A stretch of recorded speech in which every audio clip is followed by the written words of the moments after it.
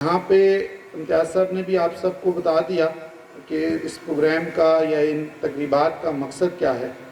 وہ مقصد واحد ہے کہ نبی اکرم صلی اللہ علیہ وآلہ وسلم کی محبت ہم سب کے دلوں میں آ جائے، ان کا طریقہ ہماری زندگیوں میں آ جائے، ان کے معمولات زندگی، ان کی سنت طریقے ہم سیکھ جائیں۔ تو اس سلسلے میں ماہ ربیع الاول کا جو مہینہ ہے یہ تو ایک احاطہ ہوتا ہے مسلمان کی پیدائش سے لے کر اور قبر تک۔ ظاہر ہے ہم سب پہ فرض ہے اطاعت اسلام، یعنی اسلام کی جو اطاعت ہے، اسلام کے جو قوانین ہیں، جو اللہ کے حکم ہیں، جو نبی کی سنتیں ہیں، ان کو عام کرنا۔ تو نبی اکرم صلی اللہ علیہ وآلہ وسلم جو اس دنیا میں تشریف لائے اور ان کو ایک لقب دیا گیا رحمت للعالمین۔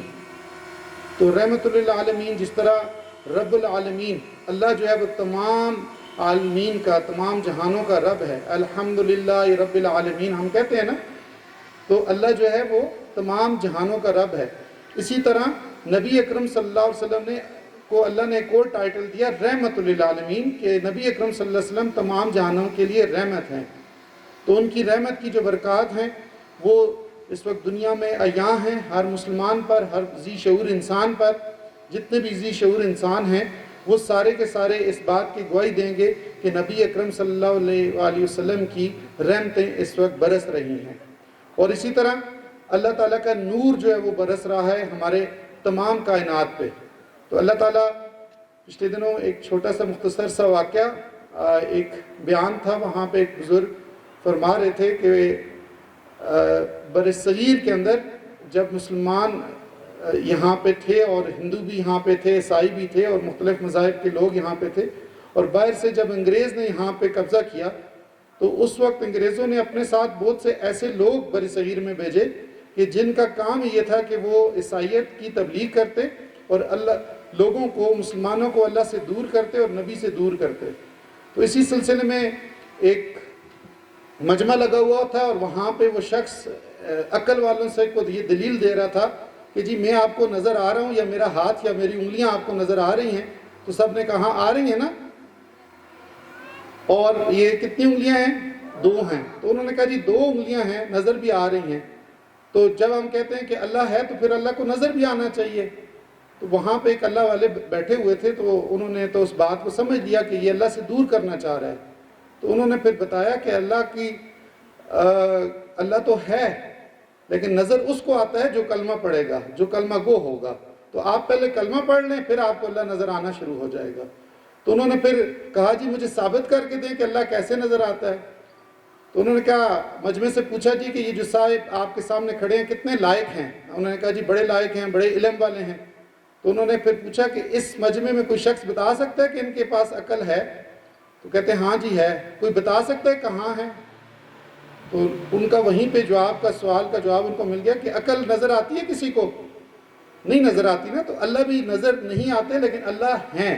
اللہ ہر اس شخص کو نظر آئیں گے جو اللہ والا ہوگا، جو اللہ کو دیکھنا چاہے گا۔ ذرے ذرے میں اللہ آپ کو نظر آئیں گے، آپ کے اپنے جسم میں اللہ نظر آئیں گے۔ اپنی آنکھوں کو آپ دیکھیں، اپنے جسم کو آپ دیکھیں کہ اللہ تعالیٰ نے آپ کو احسن التقویم بنایا ہے، سب سے بہترین مخلوق انسان کو بنائی ہے۔ پھر ذرات کو آپ دیکھ لیں۔ پھر اسی محفل میں انہوں نے کہا جی کہ میں مزید آپ کو بتانا چاہتا ہوں کہ اللہ کو ثابت کر کے دینا چاہتا ہوں کہ اللہ ہیں۔ تو انہوں نے کہا جی دودھ منگوائیں ایک۔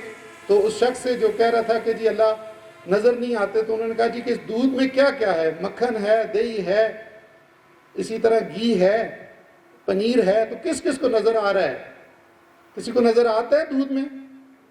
اور کس ذرے میں دودھ ہے؟ دودھ کے کس ذرے میں پنیر ہے، کس ذرے میں دہی ہے، کس ذرے میں مکھن ہے، کس ذرے میں گھی ہے؟ کسی کو پتہ ہے؟ میں امید کرتا ہوں کہ آج کا دن ہمارے اس ادارے کے لیے رحمتوں اور برکتوں کا باعث بنے گا، اور جو اس کا مقصد ہے، جو ہمارے اس ایونٹ کا مقصد ہے، وہ انشاءاللہ اس میں ہم کامیاب ہوں گے۔ مقصد صرف ایک ہی ہے، اللہ اور اللہ کے رسول کے احکامات کو عام کرنا، نبی کی سنتوں کو عام کرنا، اور اللہ اور اللہ کے رسول کے بتائے ہوئے طریقوں پہ عمل کرنے کی کوشش کرنا۔ بیٹا ہے تو وہ اس کے تابع ہے، شور ہے، شور کو نگہباں بنا دیا۔ اسی طرح بھائی ہے تو اس کو دیکھ لیں، اور ماں کی تو کیا بات ہے کہ ماں کے قدموں تلے اللہ نے جنت رکھ دی۔ تو یہ کتنی عظمت والی بات ہے کہ نبی اکرم صلی اللہ علیہ وسلم کا آنا اس دنیا پہ رحمت کا باعث تھا، اور وہ رحمت برس رہی ہے اور ہمیں اس کو سمیٹنا چاہیے۔ اس رحمت کو ہم کیسے سمیٹیں گے؟